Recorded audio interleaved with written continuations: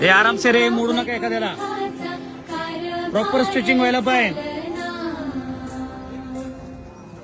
2-2.5 तासाचा वर्कआउट झाल्यानंतर विद्यार्थी स्ट्रेचिंग करतात. हे प्रॉपर करा. अरे समोर बघा, समोर समोर जशी स्ट्रेचिंग करतात तशी स्ट्रेचिंग व्हायला पाहिजे. वेगळं काहीतरी करायचं ना अजिबात.